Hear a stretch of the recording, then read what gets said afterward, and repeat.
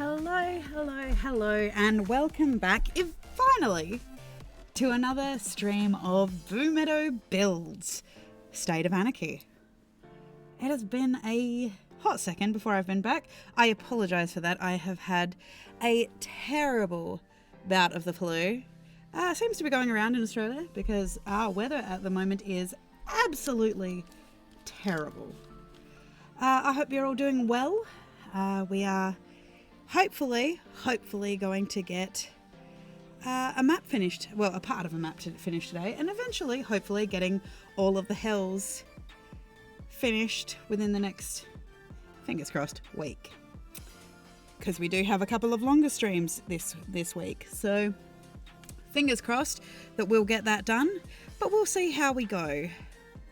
Either way, I hope you've been well. I have missed talking to you. I seem quiet. Okay.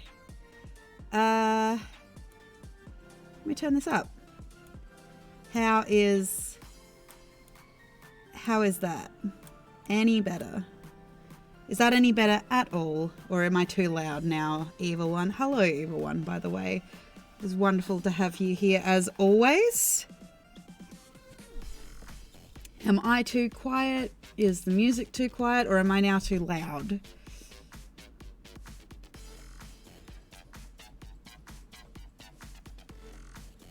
How is this?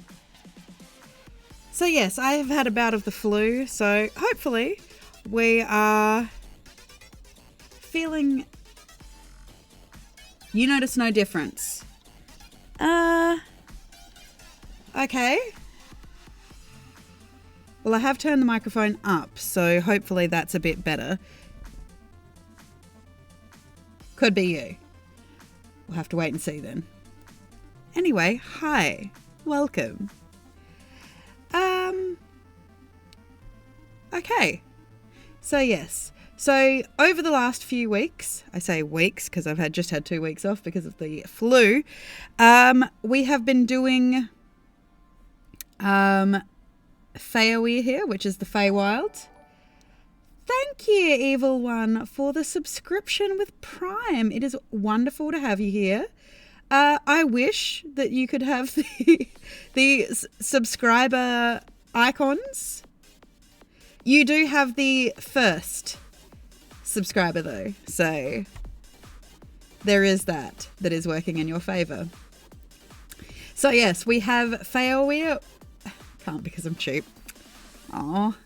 Well, you are a VIP and a moderator, so here we are. We have the Feywild. We have the material plane. And we have been working on the hells, as you can see here. As you can see, we have started on getting this all sorted out. But I feel like I need to go in and do a little bit more shading because we don't seem to have that distinct line on some of these. So yes, we'll start with that, I guess. Try and get this perfected. How have you been anyway, Evil One? It is always wonderful to have you here.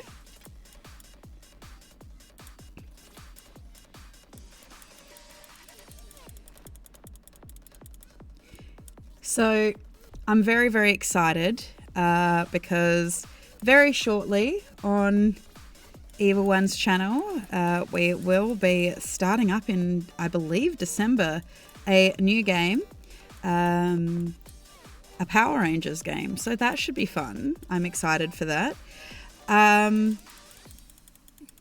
We also have Star Wars over there. We also have an all grung based game if you are interested in the D&Ds and just kind of hilarious pop culture-y kind of stuff.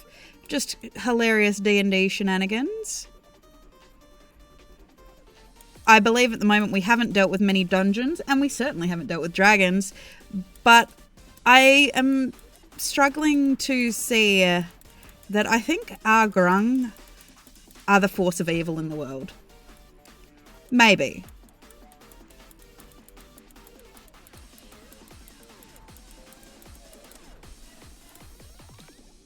Noticing some discrepancies too here.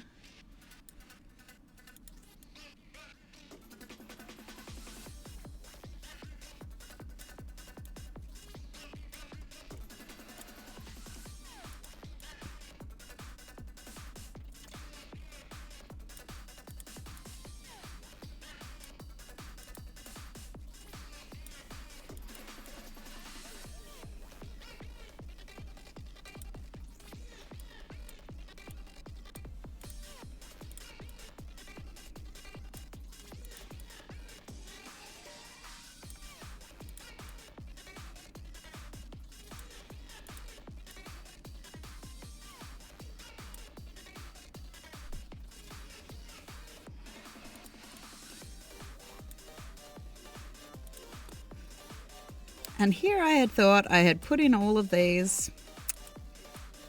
It seems I had not.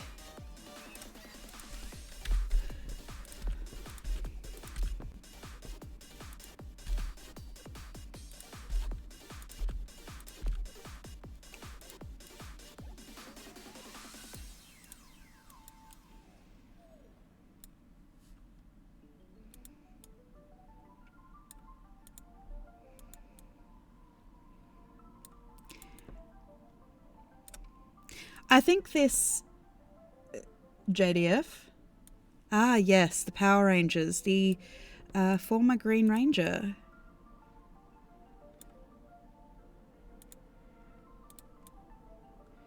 That was indeed very sad news about him, his passing.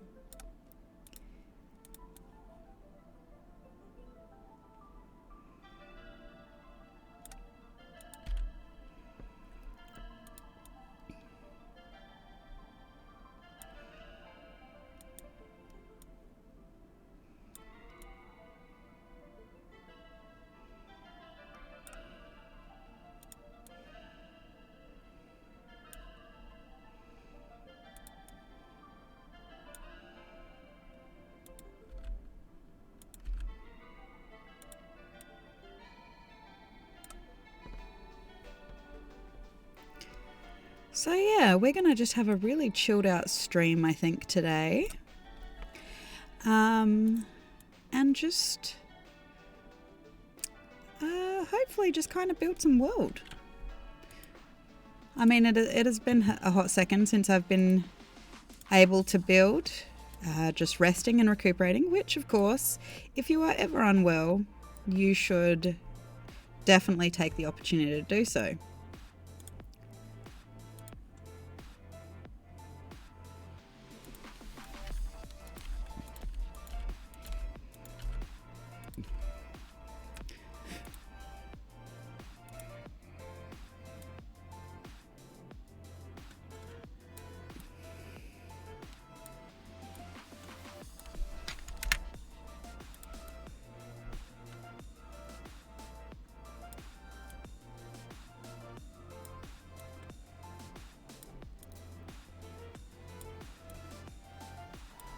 But it is wonderful to be back and finishing the world build.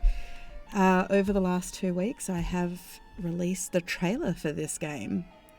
So if you have not yet seen it, I will be playing it when I take a break today. So I'm excited to show that to you. Again, if you didn't catch it the first time.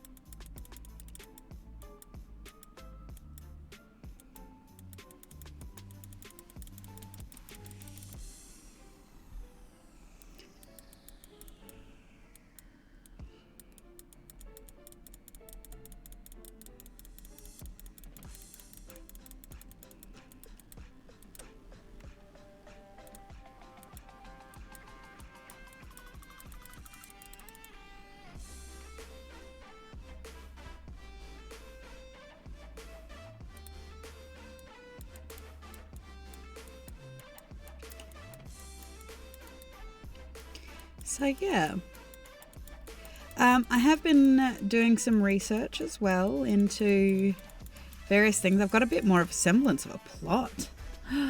Yay, that's exciting.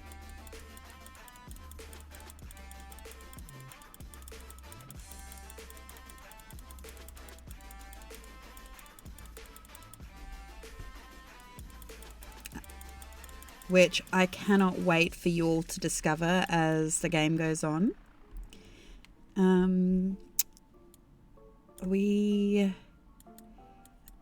The players have been working hard. the players that we have already have been working hard at creating their characters, so that's exciting, and I can't wait to start working on the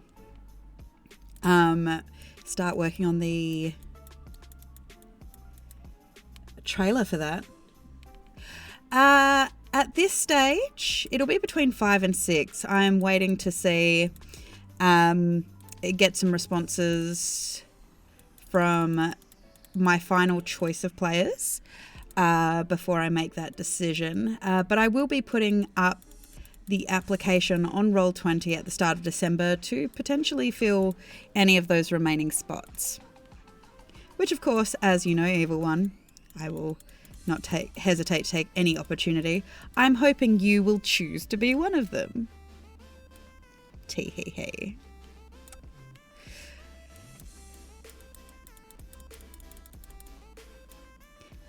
Of course, as per usual, I am happy to see, I cannot wait to see what concept you are potentially coming up with, because as anyone who has been on my channel for a little while will know, you create some of the most fabulous characters that have really fleshed out the world. And I'm really hoping that whoever we get to come into the game will also get to add to that, you know, add to the landscape that is this particular world, this particular game.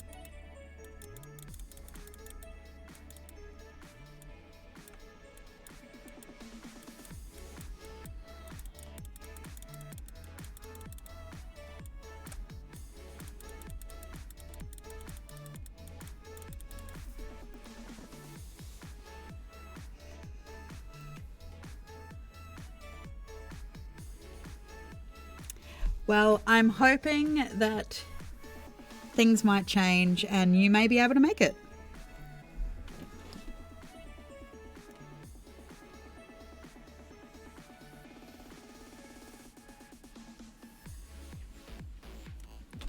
Yes, we have plenty of time to wait and see before that happens, so before any decisions have to be made. So we'll have to wait and see.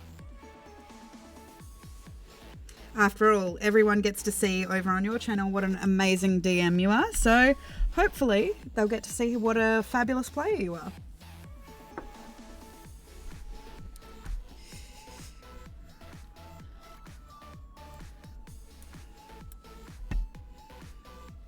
Do a quick save.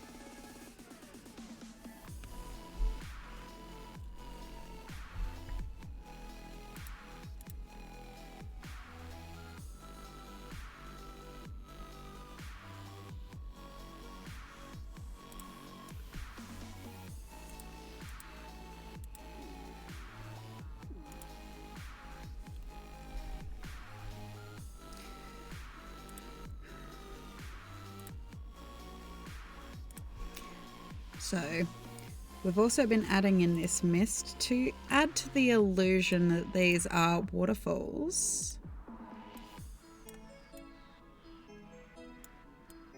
Which, of course, they are waterfalls. It's just adding the extra definition of the mist actually really helps. Just give a bit of a fluctuation in the coloration. So hopefully, once it's all done, it'll look like a tiered effect. Because the 9 hills, as I'm discovering, as I'm creating, the number 9 is becoming a very big number of significance in this world. 9 protodeities, 9 yes, 9 proto-deities, 9 forces within the universe that dictate the metaphysical principles. It's ending up becoming, obviously the 9 hells is not a completely new concept. I think in a lot of fantasy games, it's very hard to get completely unique stories because a lot of those stories out there have already been written, already been created. And as DMs, we do tend to take a lot of inspiration from stories that inspire us. So finding a way to create those stories, make them your own,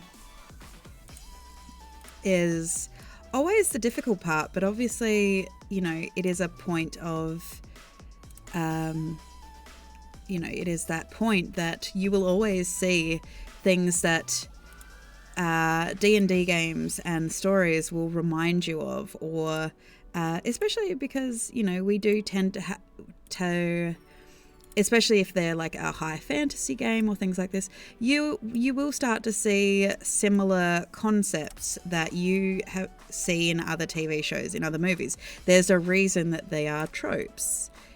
It is very difficult to write something that is completely unique and never been done before at this point, because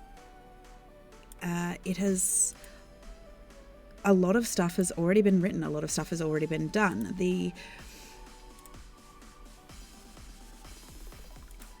And obviously, because of that, you are going to see elements that do remind you of other things. But I think as long as there is not, as long as you're making it your own as you're playing along and not, especially in this particular concept of a game, as long as you are playing something that is inherently yours. But I think my experience is a lot of players have fun playing out those tropes, those stereotypes, or even, in their character creation, they may have created a character that is similar to another character out there. We see a lot of borrowing from different cultures, different mythologies, and I think the important part about that is to create your own world in a way that is inspired by things, but also its own individual concept. Because these are fantasy worlds, they're not, they are not inspired by things. While they take inspiration from the real world, let me try and, figure out what I'm actually saying properly. While we are inspired by the real world, a fantasy game is not the real world. Therefore, the things that happen within it, within reason, are completely independent of anything that might be in the real world. And I think as long as you are respectful in how you are utilizing those myths, those cultures, and how you are depicting them.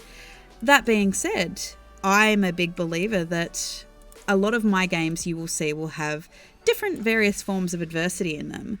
There are some tropes that I don't really like relying heavily on to exist. For example, inherently, my game won't have, for example, blanket racism. For example, whole cultures are not despised for being who they are. Tribalistic cultures are not deemed as savage or anything like that, because this is the thing, they are their own, they have their own beliefs, their own reasons for doing things. That doesn't make them savage. And so as a whole, I don't necessarily do blanket racism against a whole species, or a whole culture or anything like this. But that being said, that's not to say that you may not, like a character may not meet someone within the world who has a specific bias or prejudice against a certain race or culture, or species, should I say, not race, because we tend to have species within D&D. So, you know, and I don't like to do it as a blanket thing because, you know, I don't want one of the main story arcs to be for a character to be, oh, I have to prove that, you know, to the world that my particular race or species is not terrible. You know, I would prefer them to have to rely on, well, I have to deal with this person on a regular basis. I have to change their mind, you know, and keep it on a deeper level. And like this, and this is because I want them to be able to focus on their character's own personal growth rather than being the hope of a generation or hope of a nation, or, you know, I want them to be able to work together to overcome the adversity that the story holds, you know. But at the same time, in saying that, I want them to also have unique experiences as characters. You know, they get to tell their story. And so I tend to work with the players to kind of,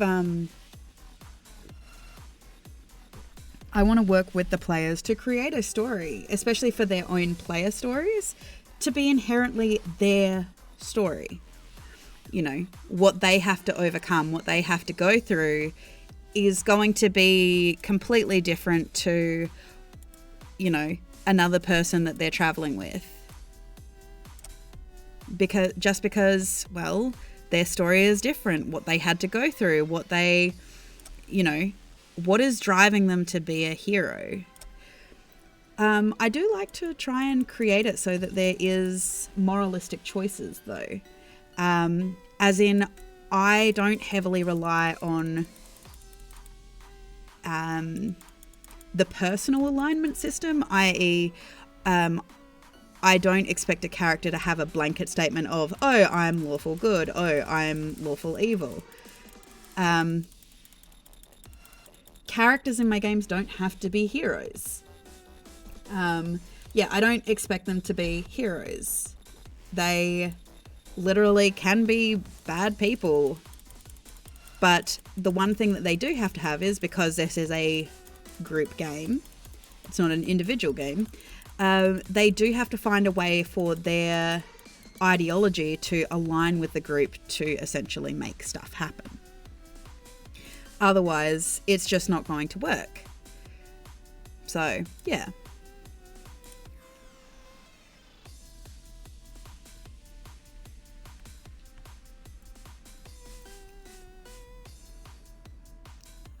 Let's have a look here.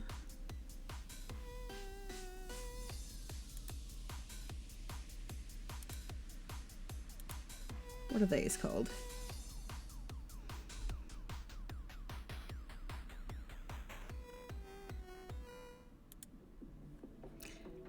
So that's there.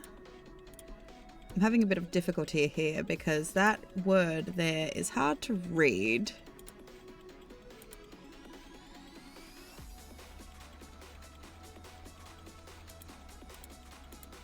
Why are you so hard to read?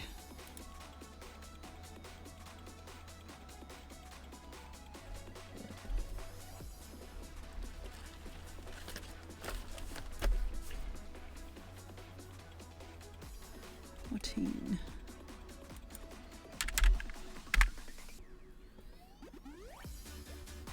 Oh, come on.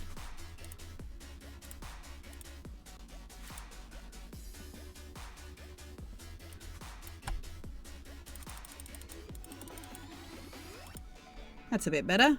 Now we can see that mountain a bit better.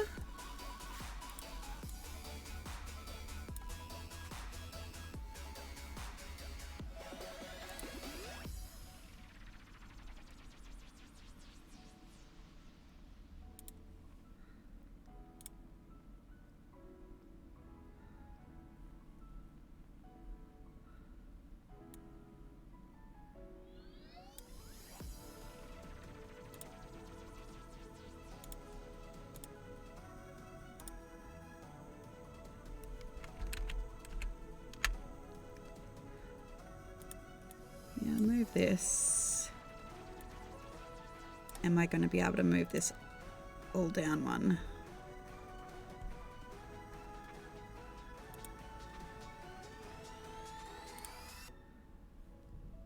I think.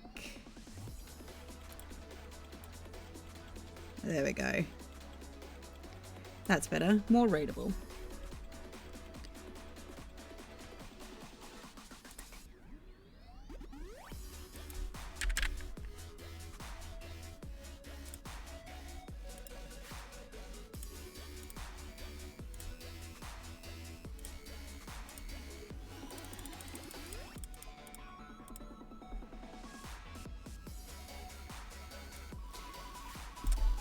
So yes, I'm really excited to bring the character stories to life that I've heard so far.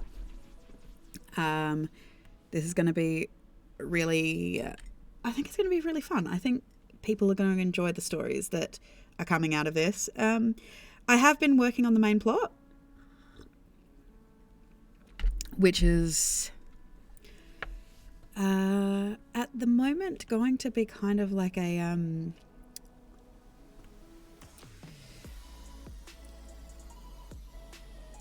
it's a quest to prove oneself, or for the group to prove themselves worthy of what is coming their way, basically. And hopefully bring balance once more to the world. So I'm excited for this. So now we do have to name these towns in Listner, or the Circle of Lust.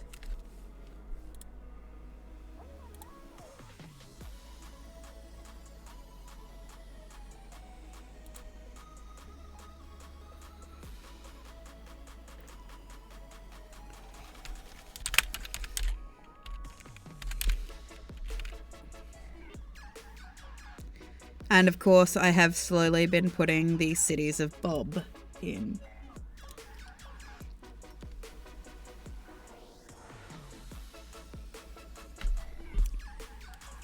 So yes, that is important. The cities of Bob need to exist in every circle.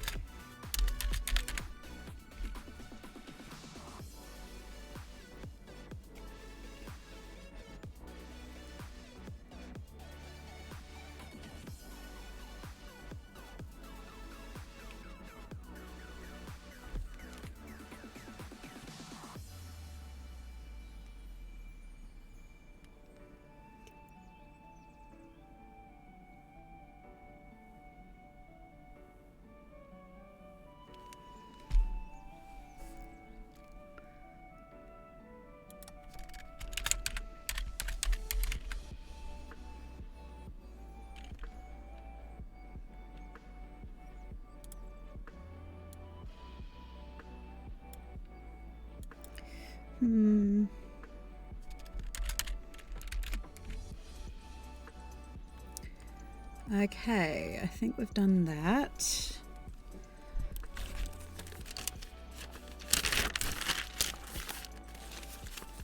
Working on gluttony.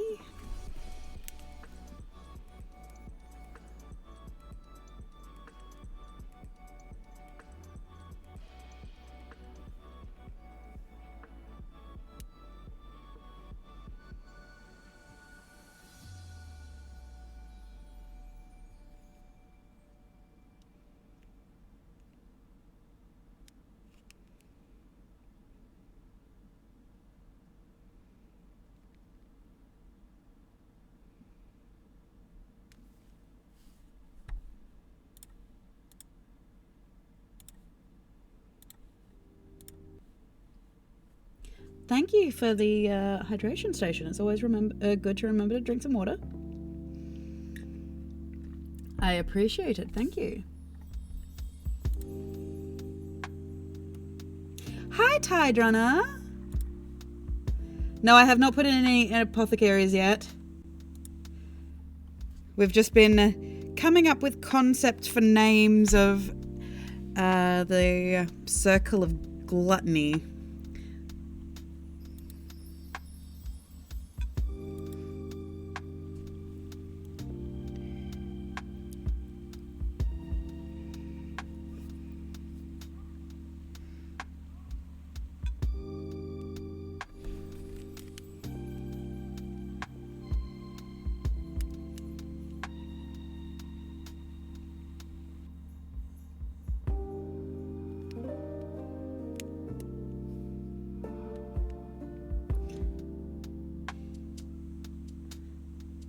It's wonderful to have you here, Tidrunner, as per usual.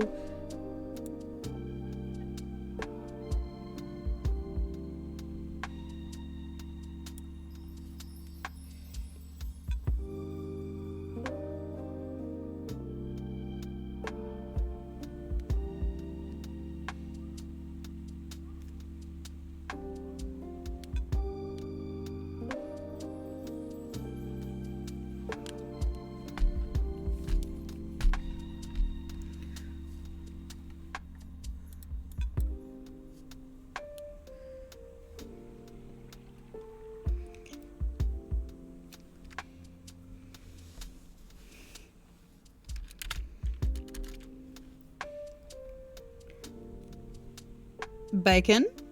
The Circle of Sabata? Why the Circle of Sabata? You know what? I will call the town Bacon for you.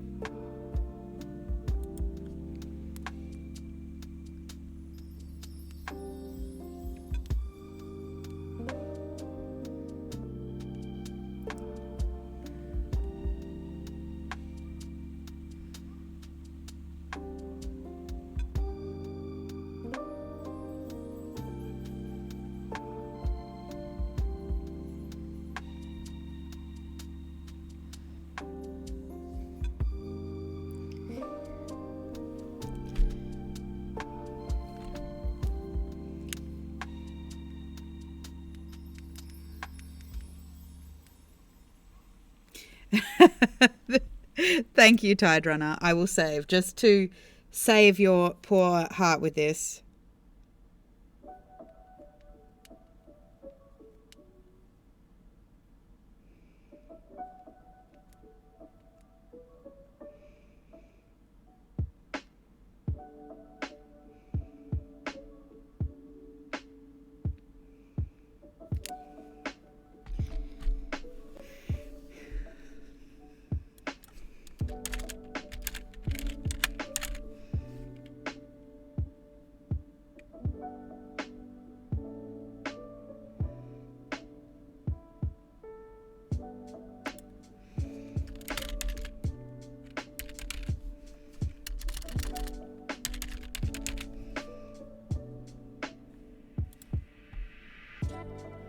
Sabata is obsessed with bacon. I have noticed this. Sabata is obsessed with bacon.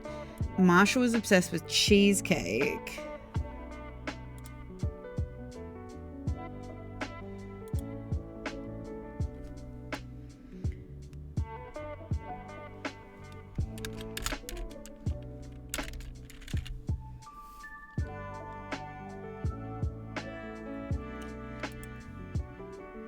do any of your characters have obsessions? It's always interesting hearing other people's opinions and things that they inflict upon their poor characters.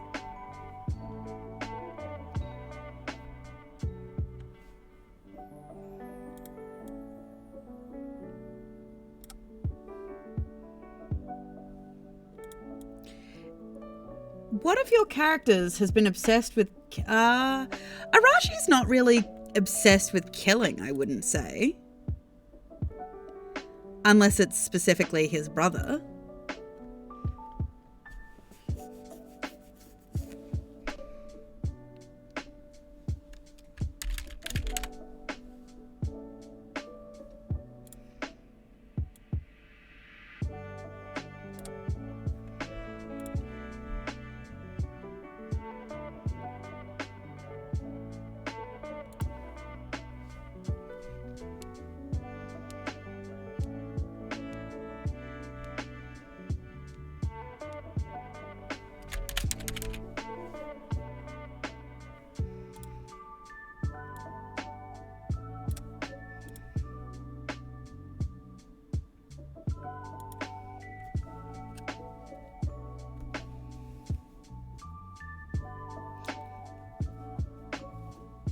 I think that's more of an obsession with perfection, though.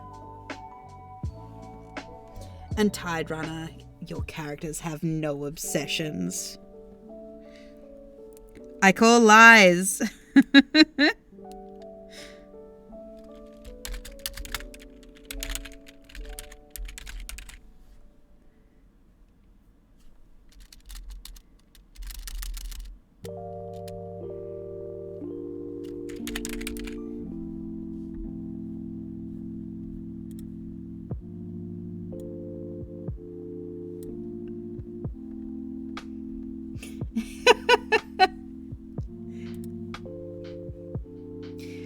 Alright, because you play in the same game together, what would you say Evil One's obsession is? And Evil One, what would you say Tide Runner's obsession is? Or at least for their current characters?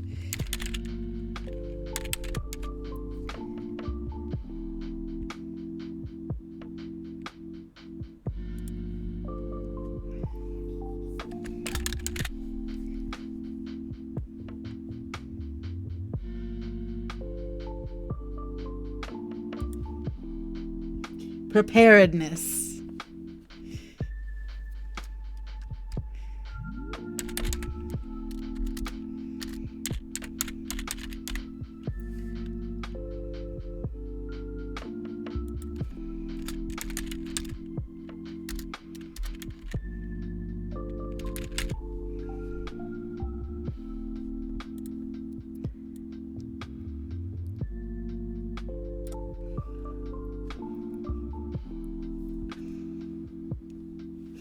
The Fire Dancer.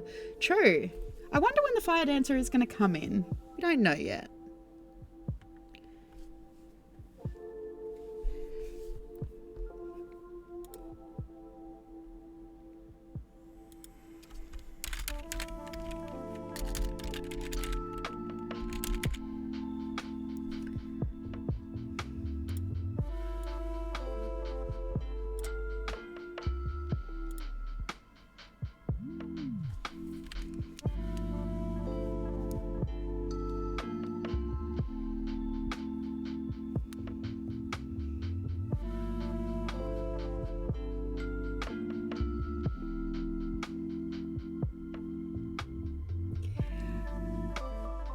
What's wrong with the Fire Dancer?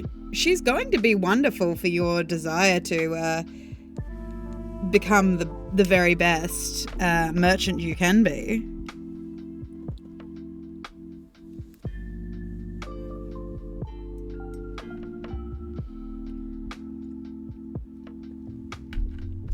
I mean, it's probably good that both of those characters do have a preparedness obsession, though. Just because I think, I think it's just important because some of the other characters in the game are very blasé about how things go.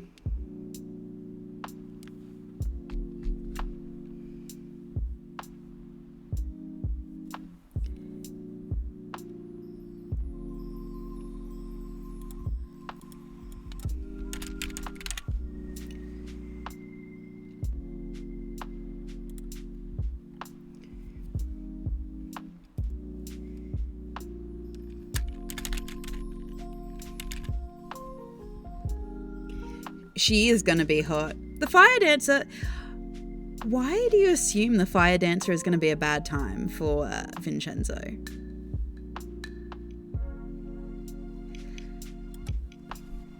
Okay, who do you think is the biggest chaos monkey in the group?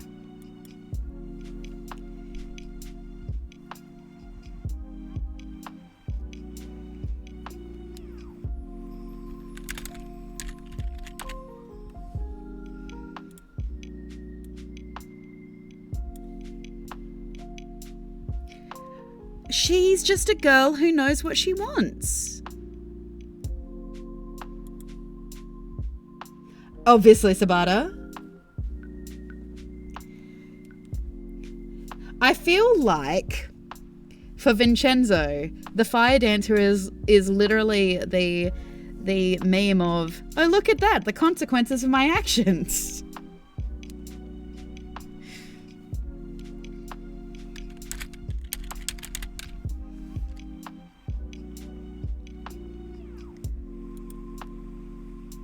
Also, you gave the DM a runaway line like, a fire dancer. And here we are.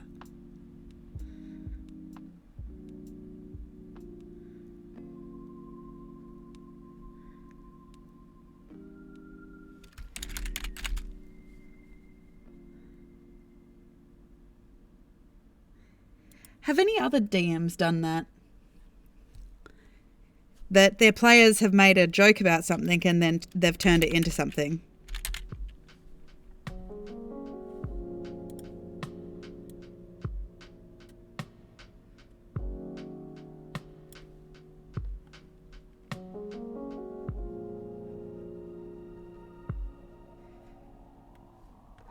What are you talking about? The fire dancer is just a nice girl who wants to get her man.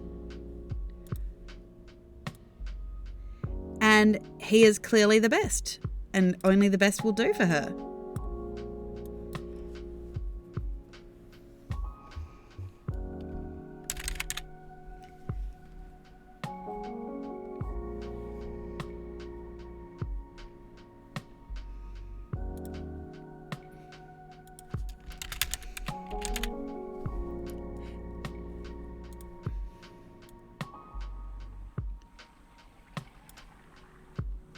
Exactly. DMing 101. Your players come up with a throwaway idea and you are obligated as a DM to make it return later.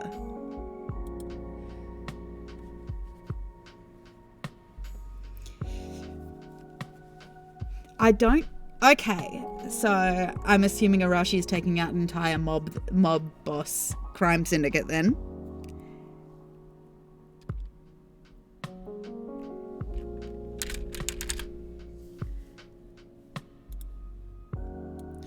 Because as if the fire dancer's father doesn't know exactly where his daughter is.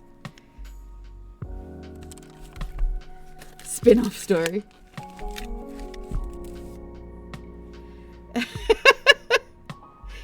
Yes.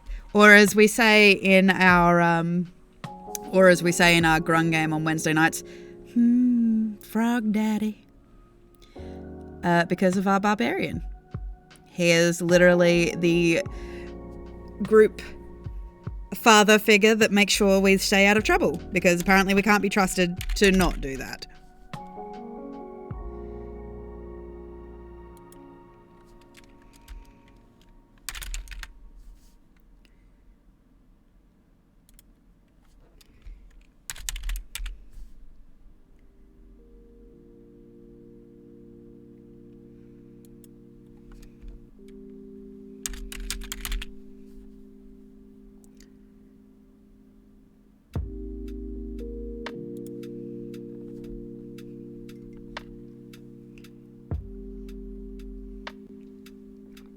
Yeah, I think at some point it becomes an obligation that you kind of have to, like, step in and do the thing that your players just said as a throwaway joke, because spontaneity, chaos. Clearly they mentioned it because it was something that interested them.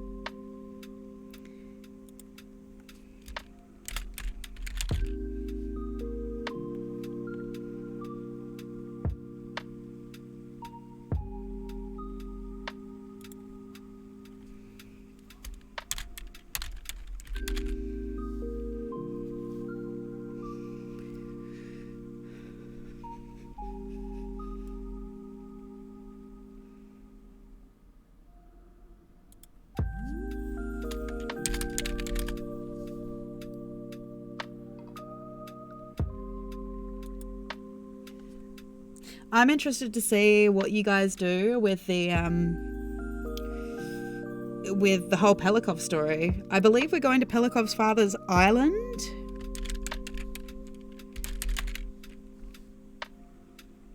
Or are we going to visit his mother first?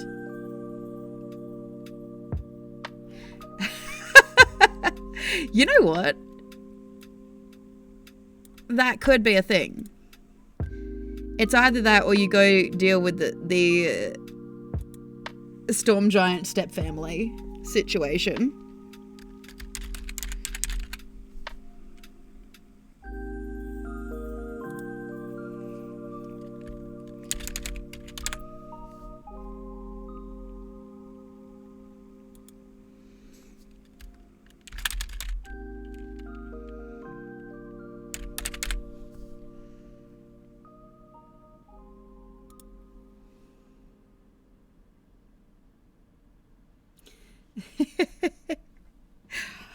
There's also the Grung Lord, who is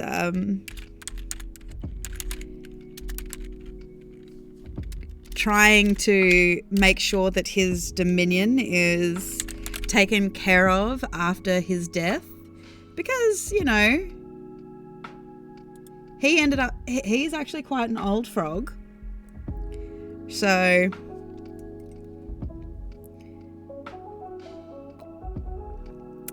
there is that. Not, yes. Lord Not.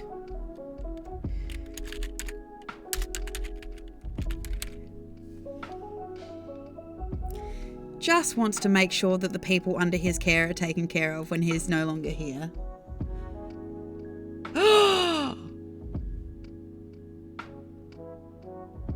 That is perfectly plausible and believable. Let's point that out.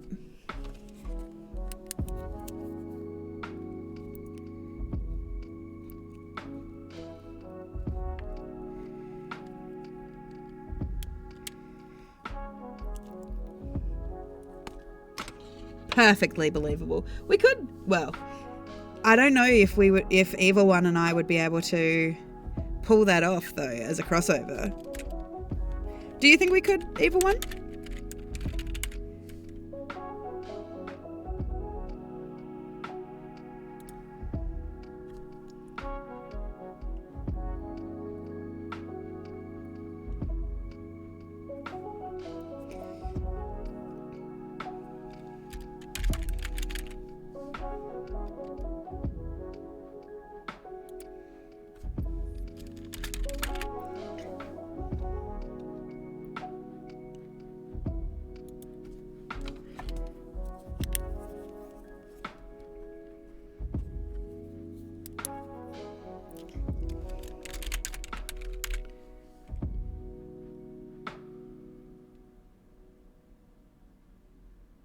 The question is, who would they be? Who would they be a descendant? Like, who would be their descendant?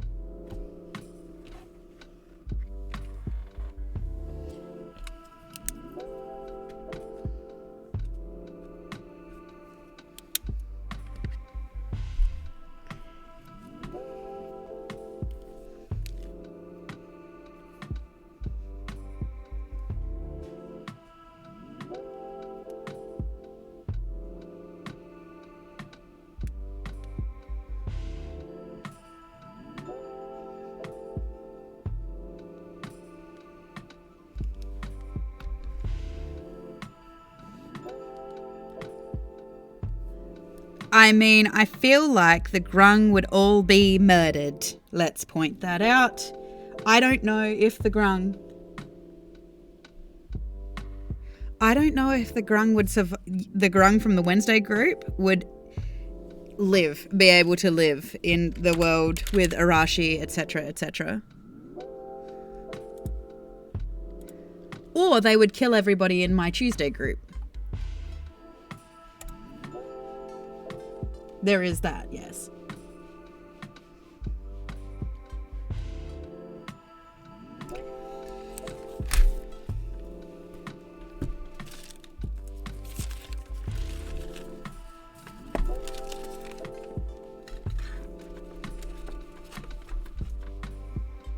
Yeah, that is true. They would kill everybody.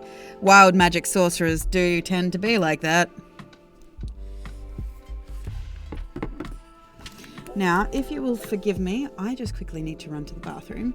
So now seems like a perfect time to run a particular trailer for you all, just while I go to the bathroom. So I will be right back.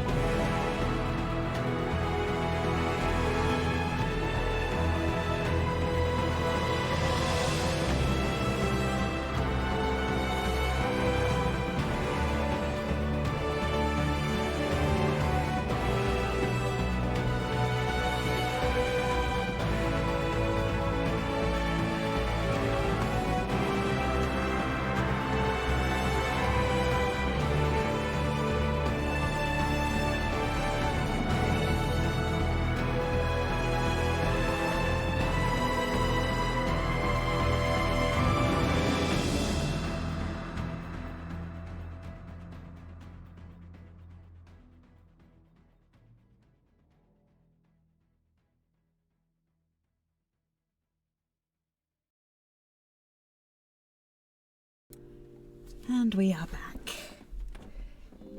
Yes. Yes, that is exactly what would happen. I don't think that the Tuesday group would necessarily be able to take on the frogs.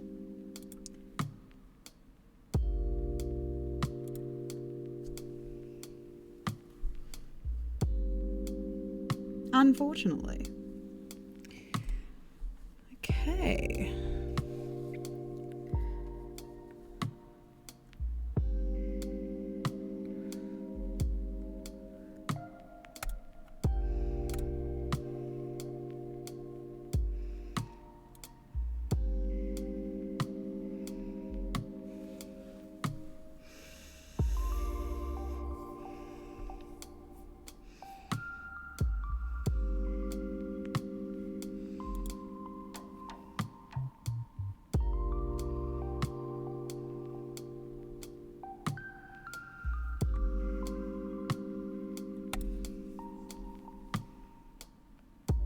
Yeah, I'm fairly certain... I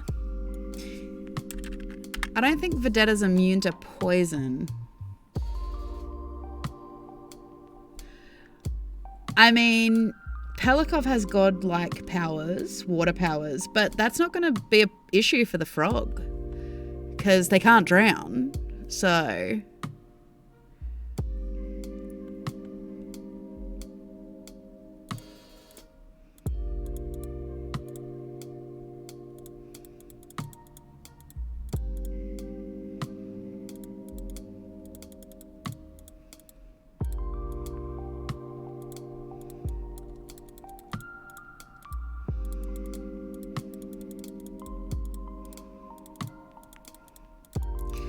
And I don't think anyone has particular fire powers, so...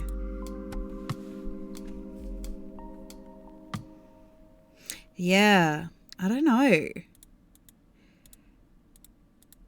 Although the party is all... I don't think the frog party has particularly high intelligence or wisdom, so there is a chance that Snitch might actually, our bard, might actually be one of the best weapons they have against the frogs.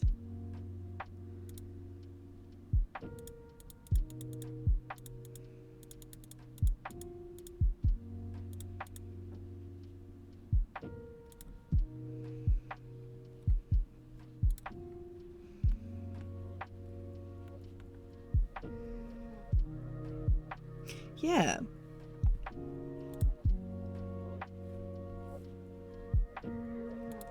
I have a feeling, yeah, the bard might actually be the best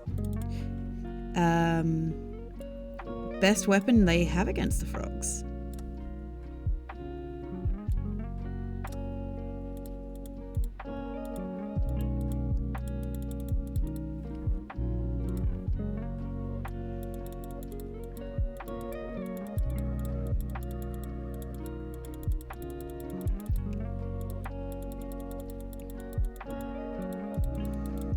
So I'm just filling in the assets for Purgatory here. Let me just have a look. Oh yes, we did lots of trees. Very full forests.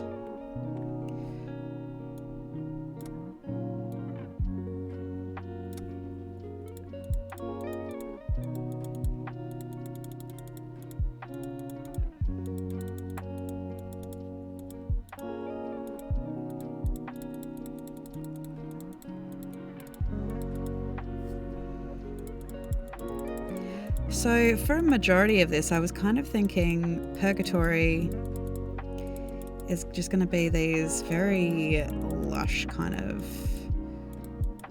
forests.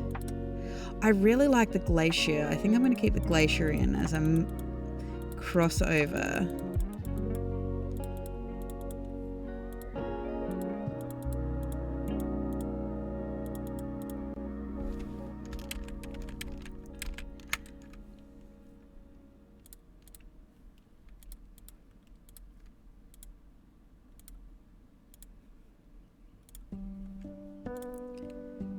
Do have to take out some of these trees that are crossing over the words.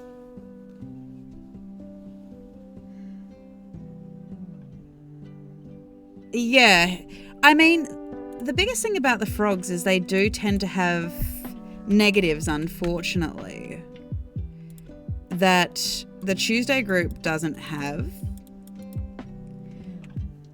Like, as you pointed out, Froud is an expert archer, but he can't define friend from foe, which putting him up against Arashi, that could potentially become a problem.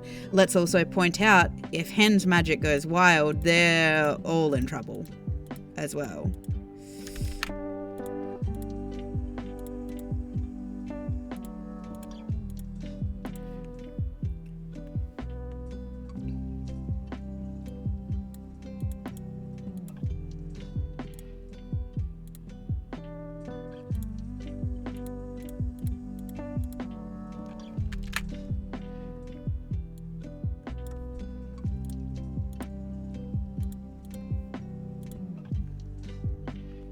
Yeah, there is that.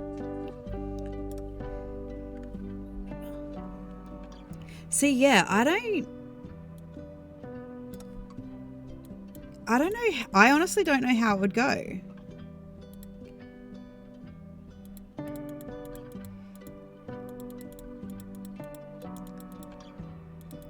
Because I'm pretty sure they're also comparatively different levels as well.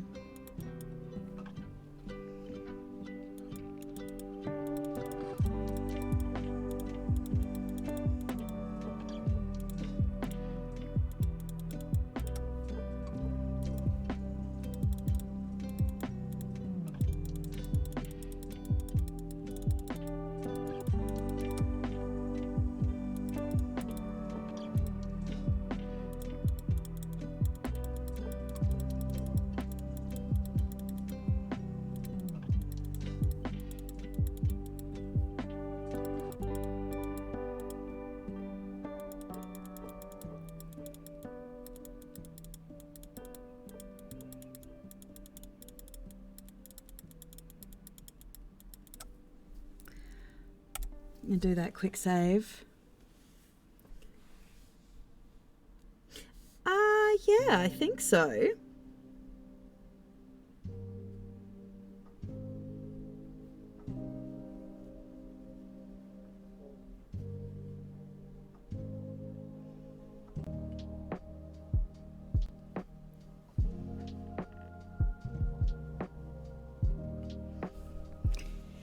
Yes, I believe so. That 7 and 9. Are we 7? Oh, goodness.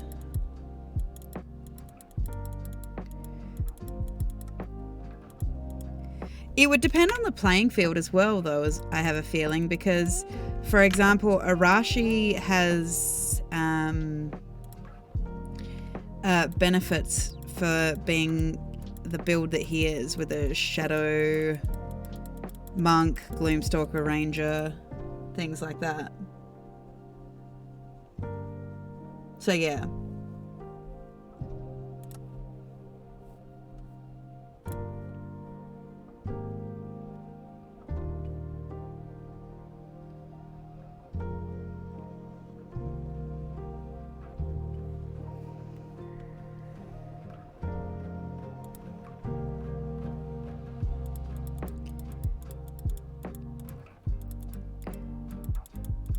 How many frogs do we currently have?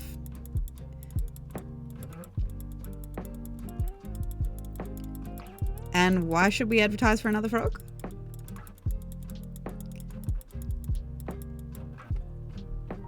Ah, so we have equal players.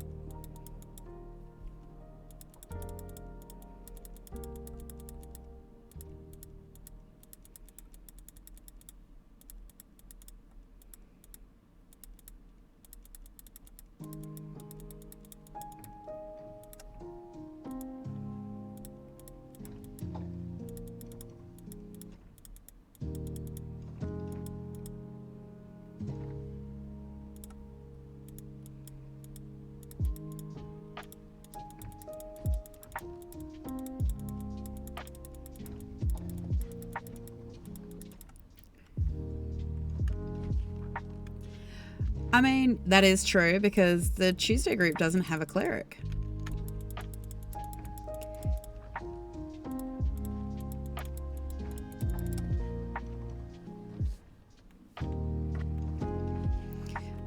That being, well, and the Tuesday group is all charisma casters, I believe.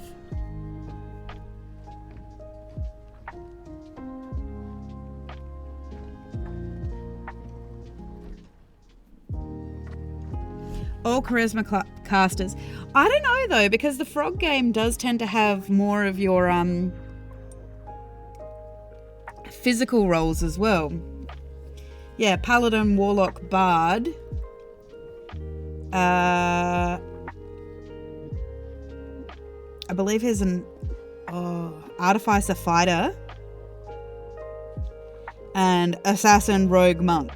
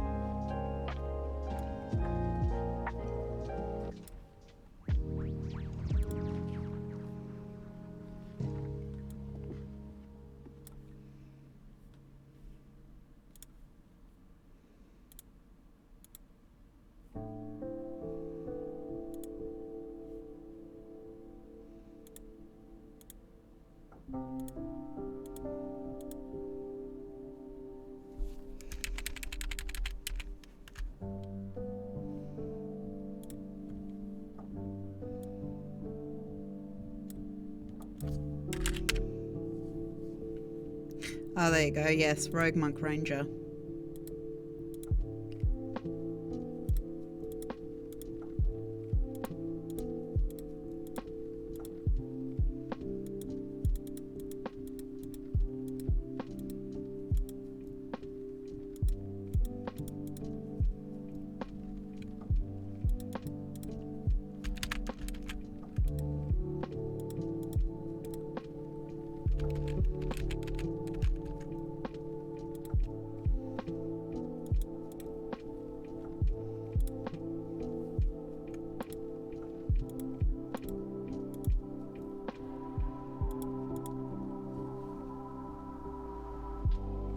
Yeah, the spread's a little bit different.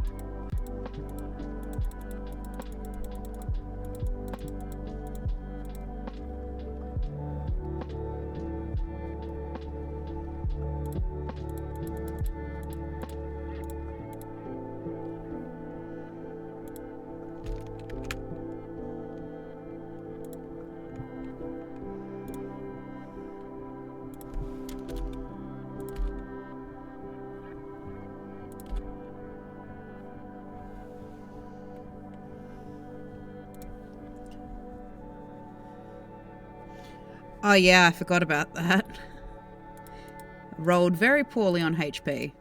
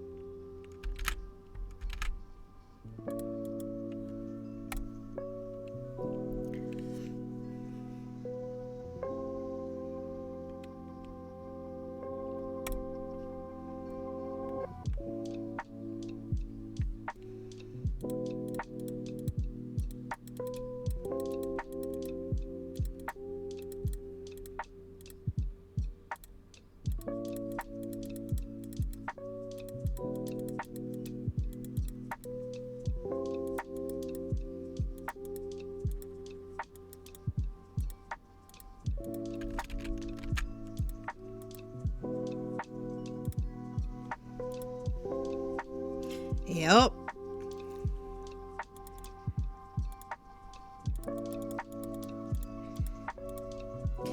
It is interesting seeing the different builds though, like people who are going like a straight build as opposed to like a multi-class.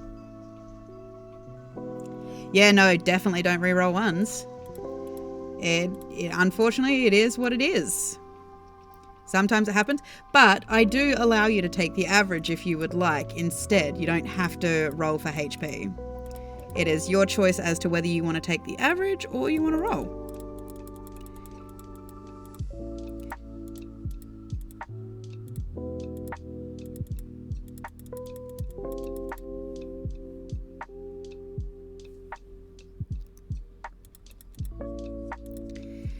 Yeah, I let it be down to luck of the draw and things like that. Some people roll well, some people roll poorly. Is that a pun, Evil One? I see your pun, and I reject it physically.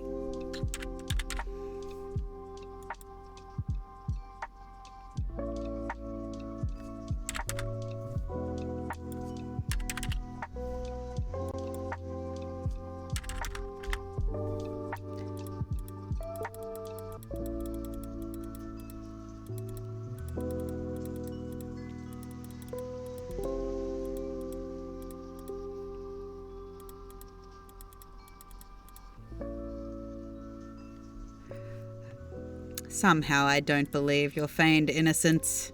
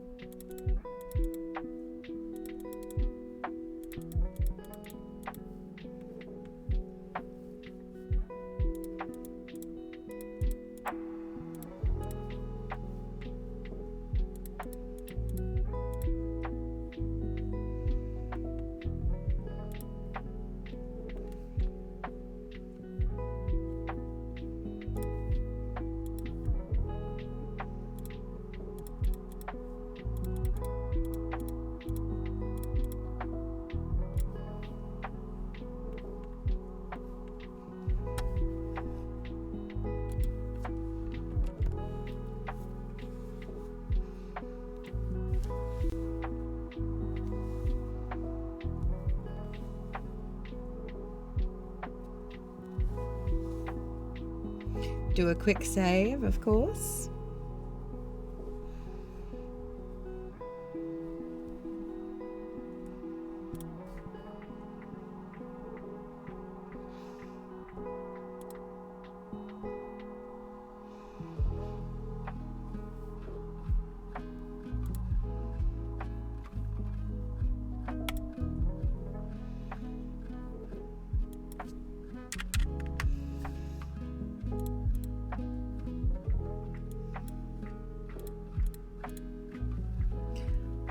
Have another look. Oh yeah, they're reasonably populated.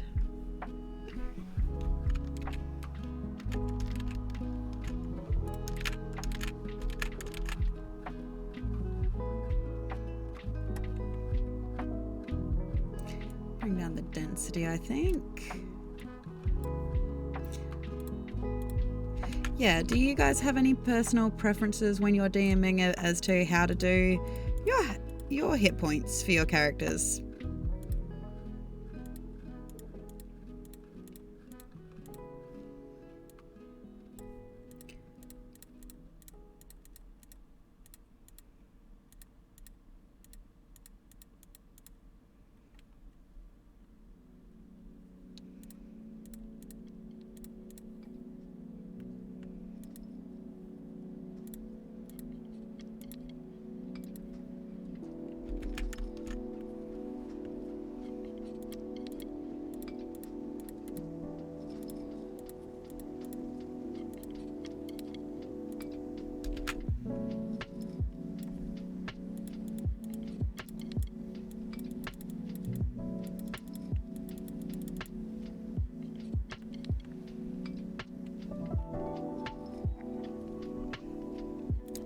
That is a very clever way to phrase that, Evil One.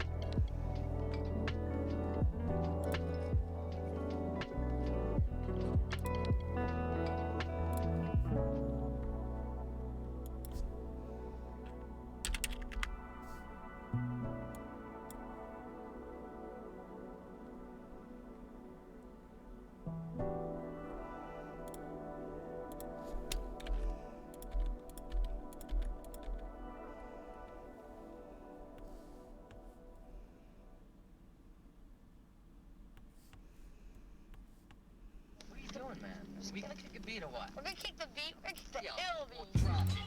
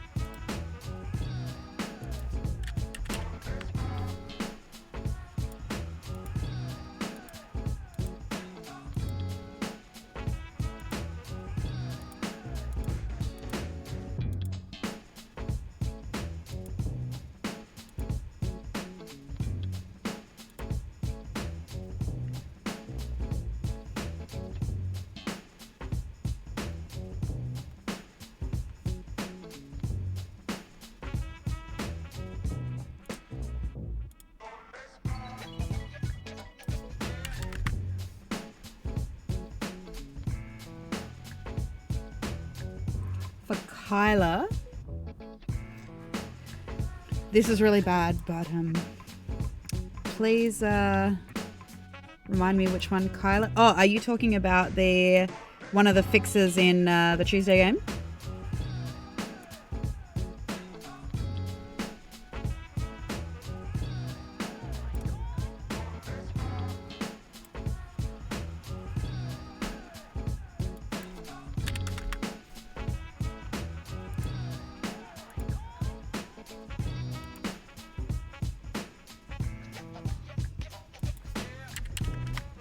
Because yes, I do.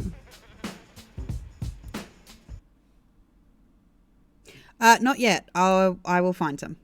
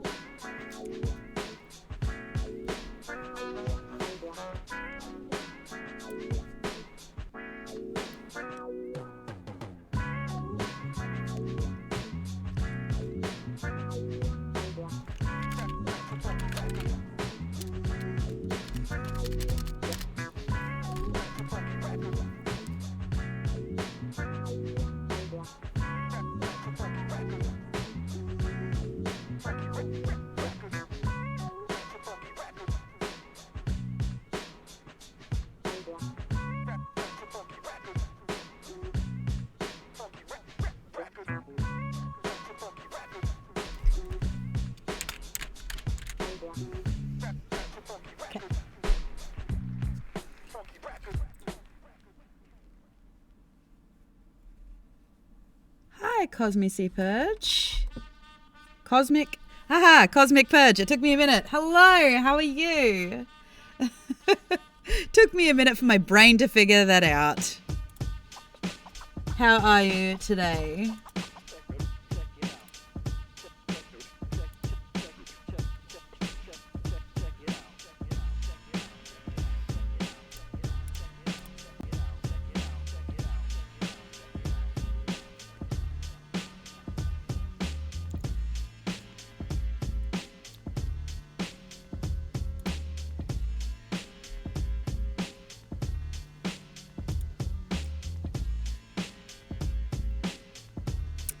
Oh, well, that sucks. It tends to happen on a Monday.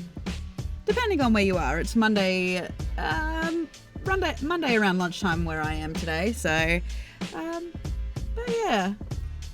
I do know that Sunday does tend to be the day where everything kind of just like bleps out a little bit. So, yeah, I get that. But welcome to my chat. It's great to have you here.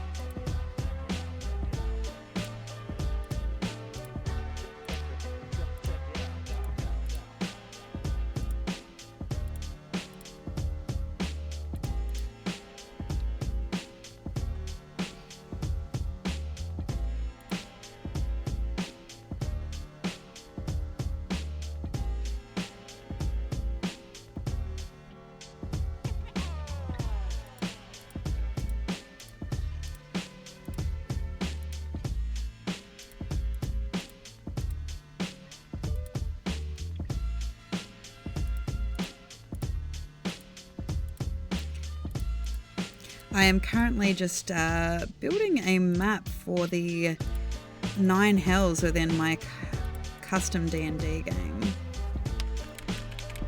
It's been a work in progress over the last few weeks, so...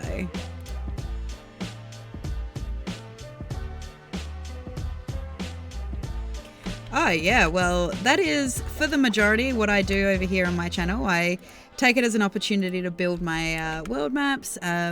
Once I've finished these world maps that I'm currently working on, I will actually be working on each of these town maps, slowly but surely. We'll actually be starting in the Feywild of my world, the campaign that, I mean, admittedly, I will be running a campaign on here on Saturday nights, but that won't be until February. But otherwise, most of the time, I just world build maps. So you are always welcome to join me. I do have my stream schedule down below, but usually I build maps on Monday mornings, Wednesday mornings or evenings. It swaps fortnightly. And Saturday evenings, but that will probably change again once I obviously start streaming. So, but it is always wonderful to have people here who like to world build and things like that. It's interesting getting different people's perspectives of what they do within their worlds and things like that. So I do like to hear what everybody else is doing out there in the world of the Dungeons and Dragons.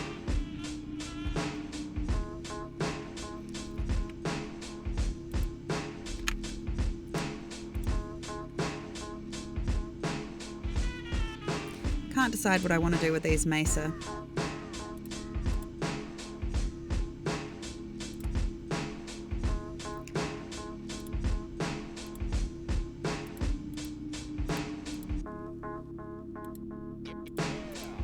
So this is the Circle of Listner, or the Circle of Lust. Kind of items do I have in my world? What type of items? Are we talking like for the players, or...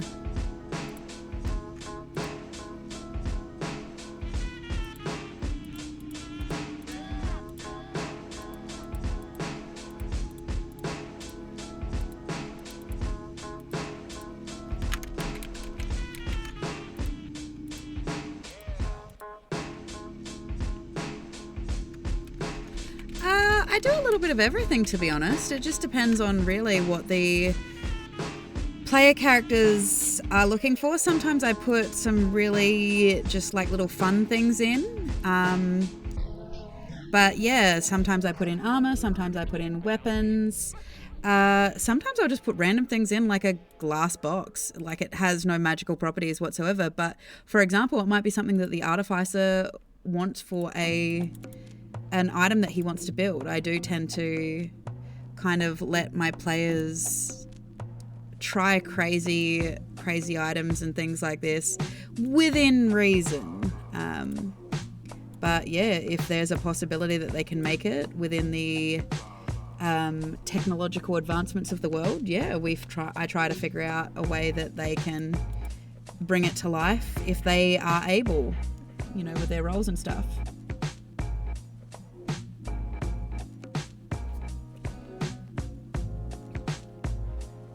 That's pretty cool. It's a good thing. Like, I think spellcasters always need some additional armor. Always need a little bit of help, our spellcasters, so...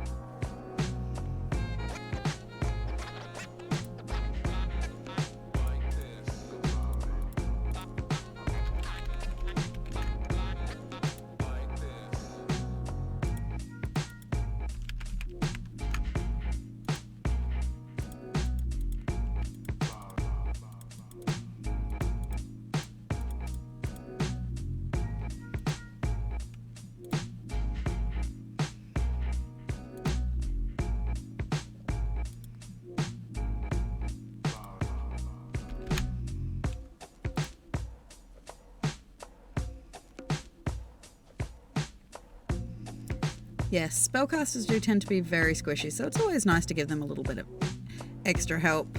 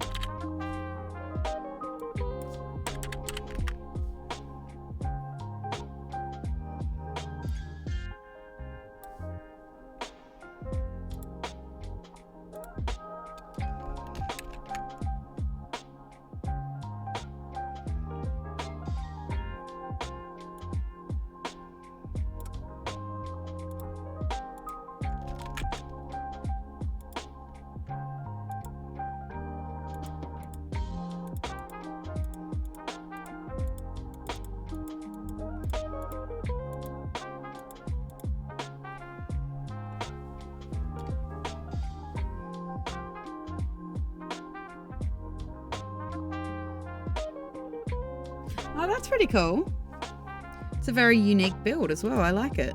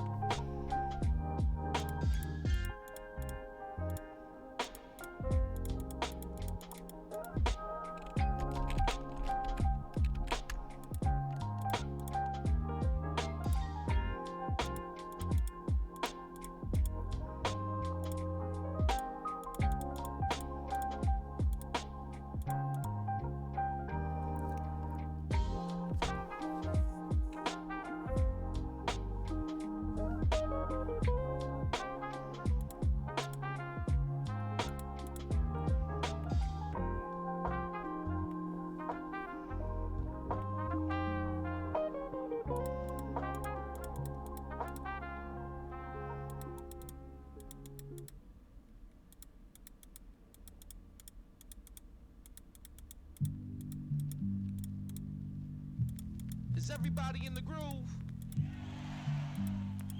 Well, stick around. We're just warming up, baby.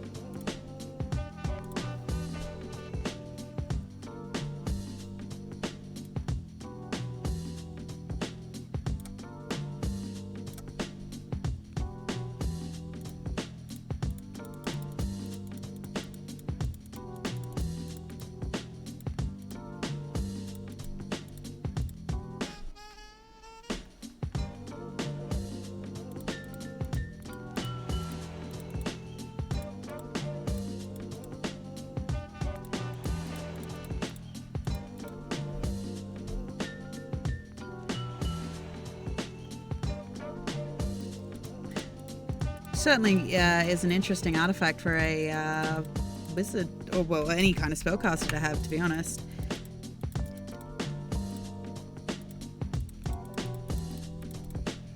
Certainly helpful for them if they're a little bit more squishy as well.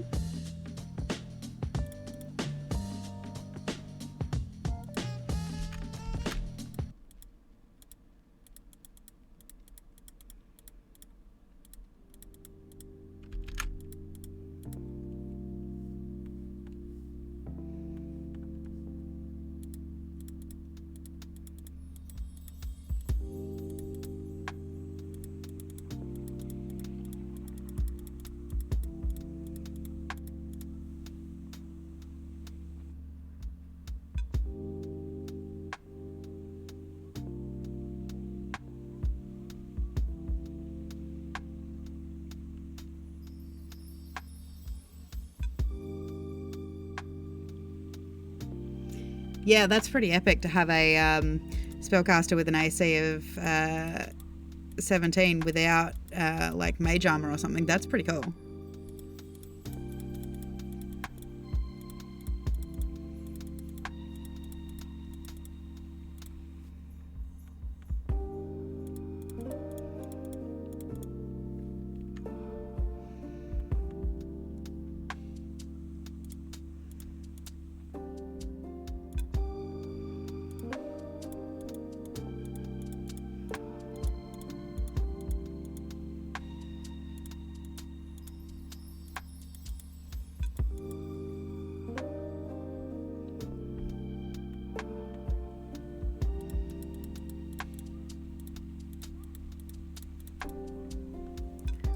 Remember save.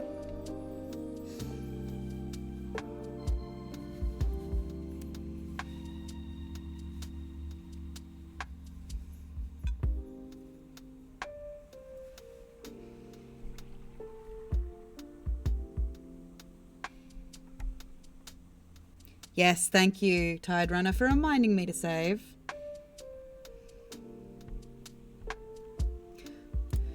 Don't always remember to do it as often as I should, but it is always nice to have the reminder.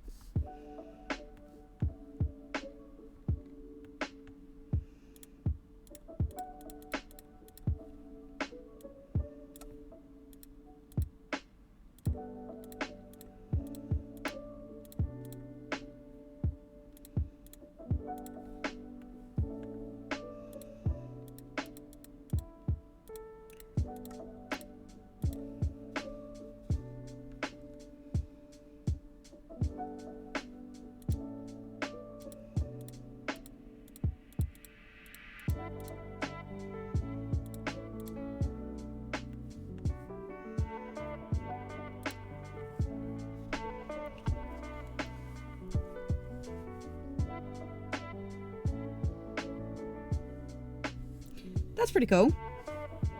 That's a really cool way to do it.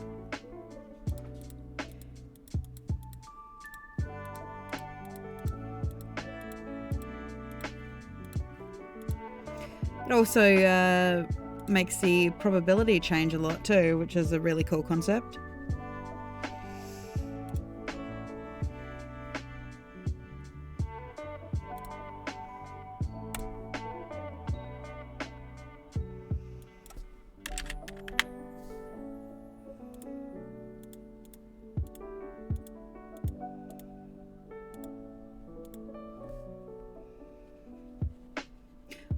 Naturally, the demon's dice were rigged. Would it be any other way? Let's be honest.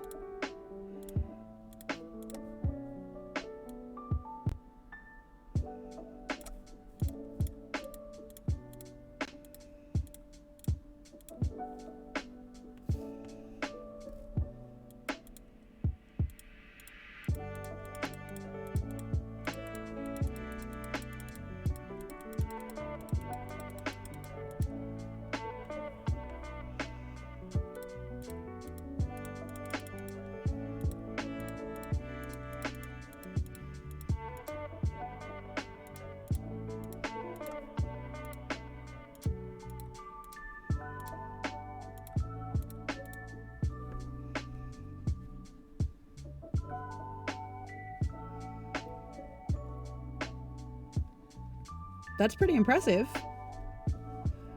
So the fact that they won is even more exceptional. That's pretty amazing.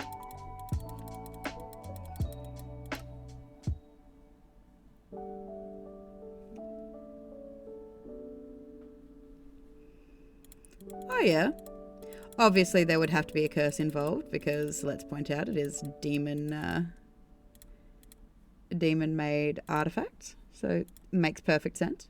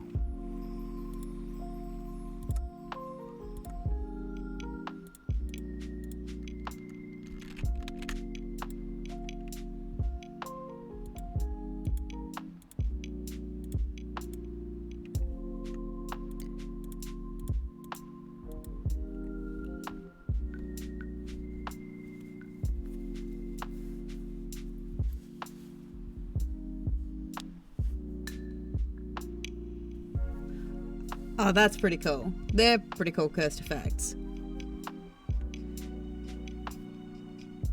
Certainly makes the players consider whether the risks are worth it, which, of course, with my experience, most players do deem the risks worth it for a magic item.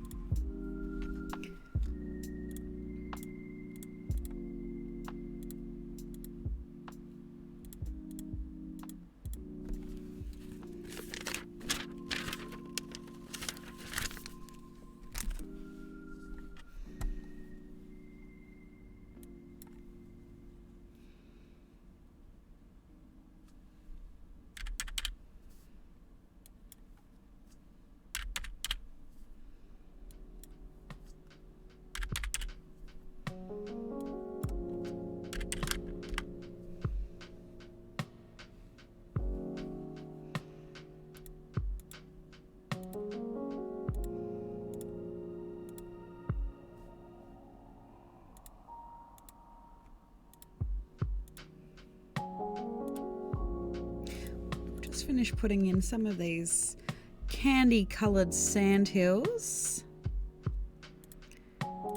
because this is of course a circle of gluttony, this one that I'm currently working on.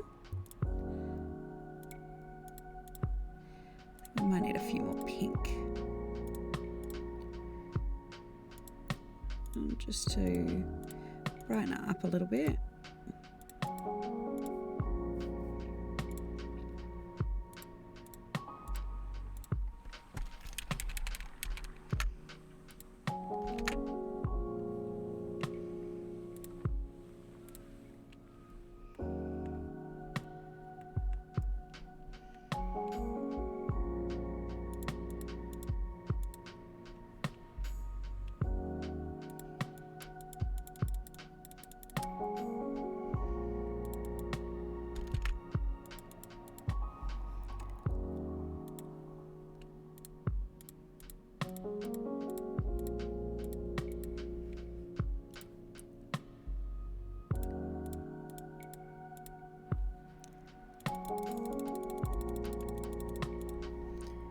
And then I think that might be us done for the day.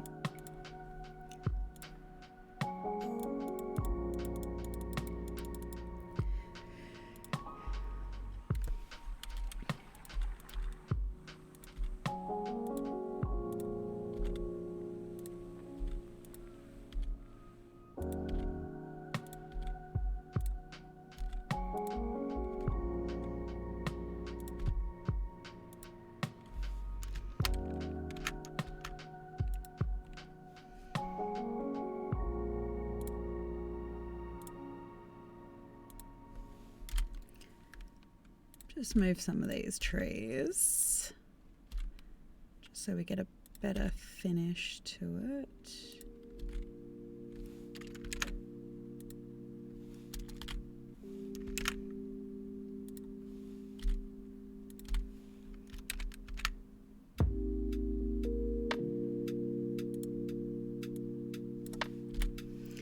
That's a bit better. And just move these cluster of trees a little bit.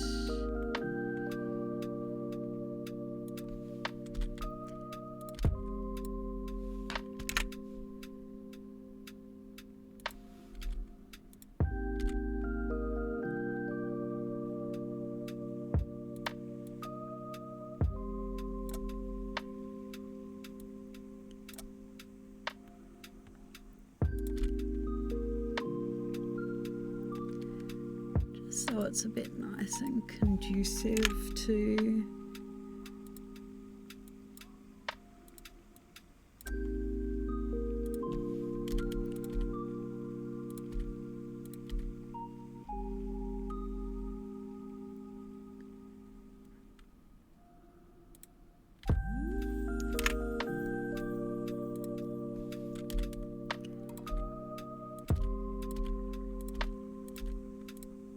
I think there might be just a few too many cherry blossoms.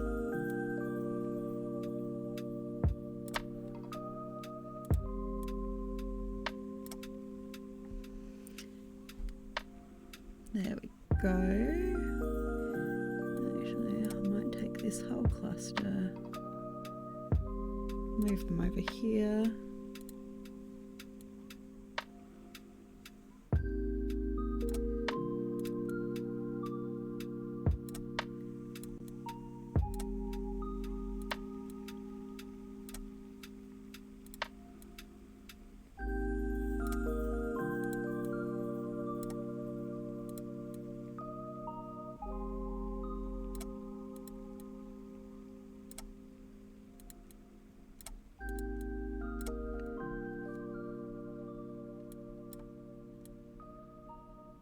Spread them out just a little bit, like so.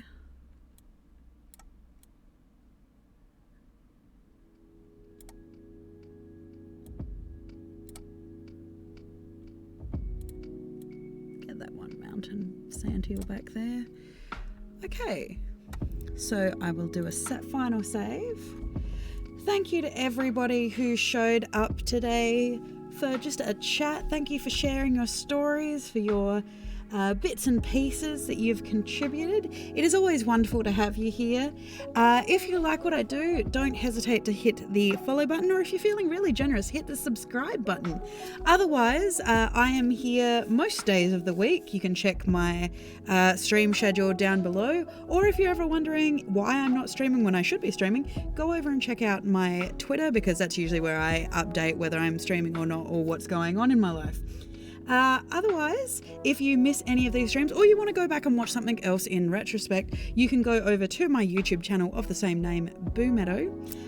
As I said, it is wonderful to have you here. It is always a joy to talk to you guys and things like that. So it's really, really nice to have so many of you on a wonderful Monday morning. I hope you have a wonderful rest of the morning, afternoon, evening, or night, wherever you are in the world. I will be back tomorrow with an Xbox game that I am going to be streaming. I'm giving Lost in Random a try, so we will see how I do with that. I warn you, I'm not a very good gamer per se, but join me for some fun shenanigans. It's always a great time over there. Otherwise, I hope you have a wonderful rest of the day, and I will catch you next time. Bye.